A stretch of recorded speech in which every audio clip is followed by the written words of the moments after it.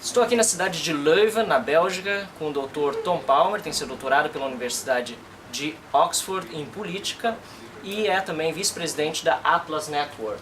Ele acabou de palestrar encerrando a primeira conferência internacional dos estudantes pela liberdade europeus.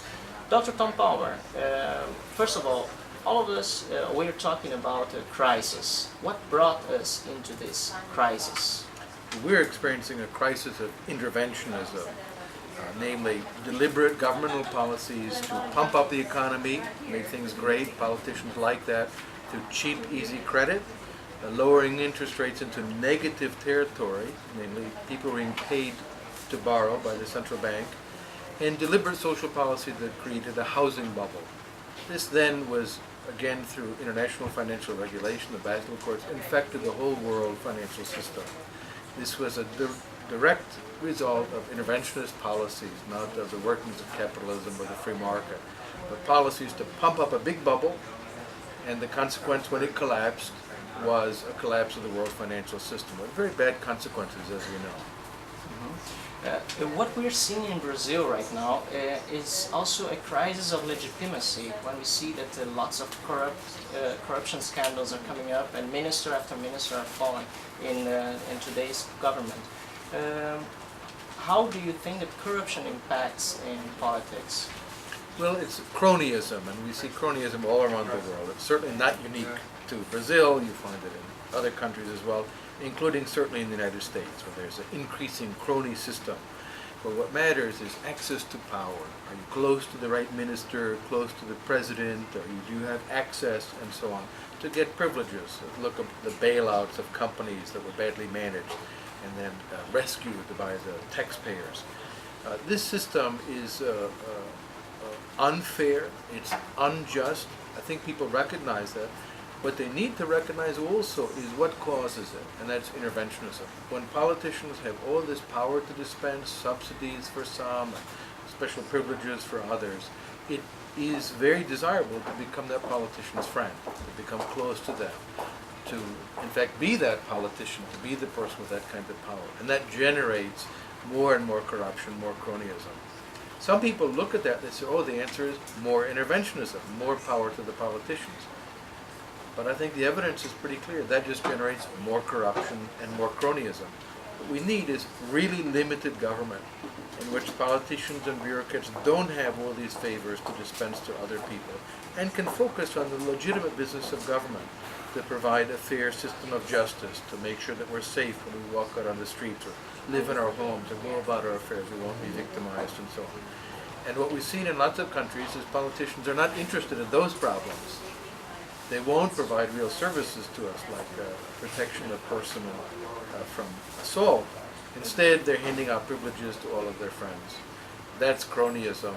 What we need, I think, is limited government in its place.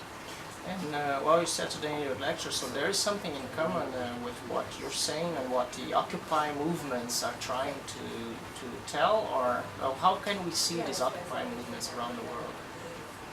Well, I think that there's a response to perceived unfairness in the sense that it's clear some people get privileges, they get subsidies, they get all kinds of special favors at the expense of the general public. It's unfair.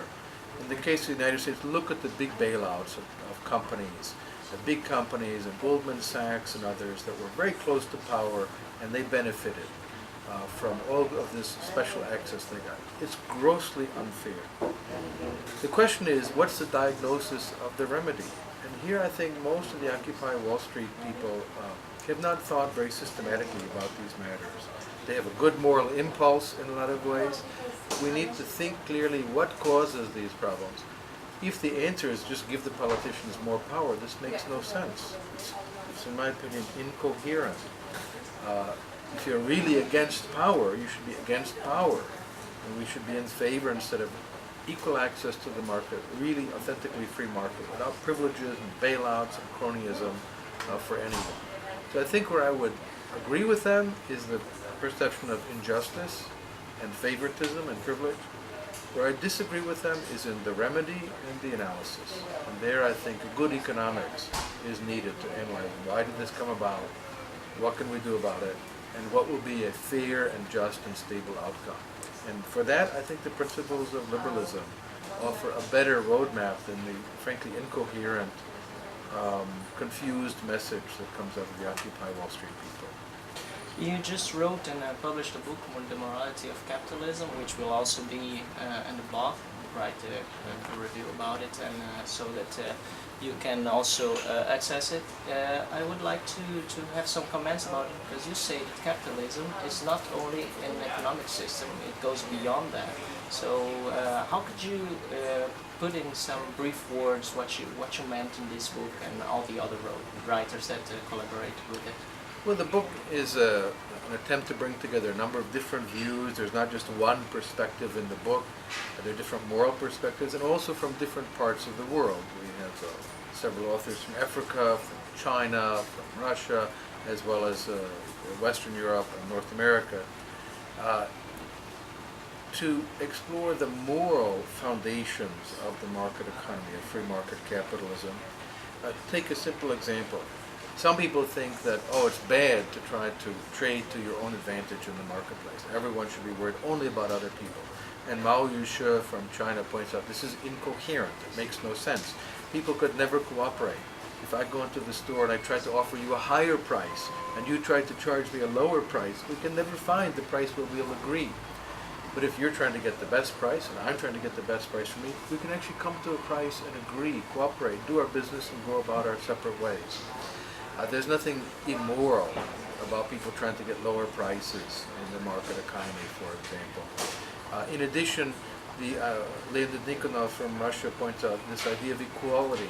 There's equality of rights, that's the foundation of exchange. But some people think you have to have equality of initial endowments or equality of outcomes. But that makes no sense. It's incoherent. The reason we trade in the market is you have something I don't have, and I have something you don't have. We'll both be better off. If we came in as identical, equal partners in that sense of equal endowments with equal outcomes, what would be the point of exchanging? Exchange is for us to better our situation, not to be the same afterwards. And then also to look at the cultural foundations of capitalism. It is a system that generates enormous progress, huge amounts of change in life as we bring new medicines, new ways of living, new lifestyles, new kinds of organizing our behavior. New technologies, the obvious ones are iPads and cell phone telephony and all of these exciting developments. But there are other ways in which capitalism is a changing cultural system. Some people are afraid of the future. They don't like that. They want to live in some kind of unchanging past. Marx had this vision of what society was like before. We can't go back to that, and it would not be desirable. Who would want to give up modern dentistry, for example, for the dentistry that they had years in the past? No serious person would want to abandon that. And finally, free market capitalism improves the life of everyone who's allowed to participate in it. The people who suffer in the world are people who are not allowed to be part of capitalism in poor countries in Africa and elsewhere. What they desperately need, as June Urunga points out in the book, is free market capitalism to enjoy the wealth that people in other countries just take for granted. Last point. Some people complain, well, some people get richer than other people. We may be all getting richer, which is clearly the case, but some get richer faster than I do or you do. Should we be angry about that? Well, I would challenge them and ask them, let's take the best dental care that was enjoyed by the richest people 50 years ago, 40 years ago, even 30 years ago, was worse than the dental care that can be afforded by the poorest people in wealthy countries today. Who would want to trade one for the other? Or think about the telephone. When I was a boy growing up, these were science fiction. We thought maybe in 500 years you'd have a little radio like in Star Trek. You could talk to your ship. Now I can talk to almost anyone on the planet. I can call them, send a text message.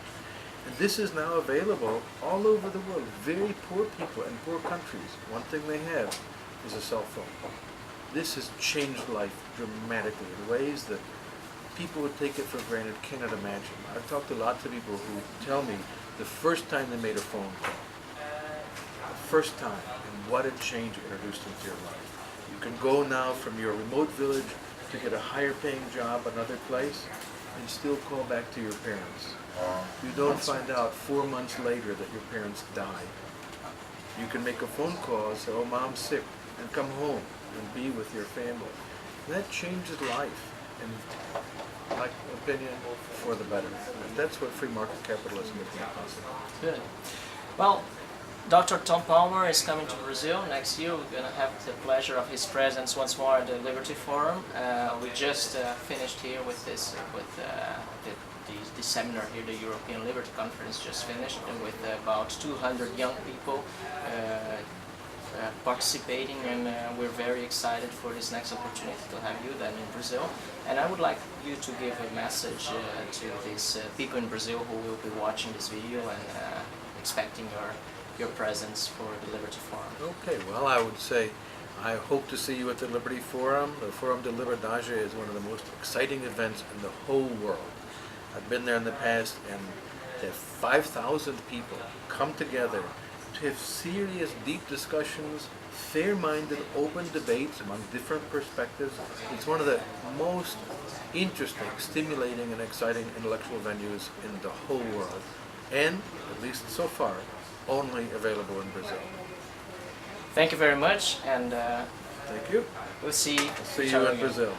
Nice. Bye-bye. Bye-bye.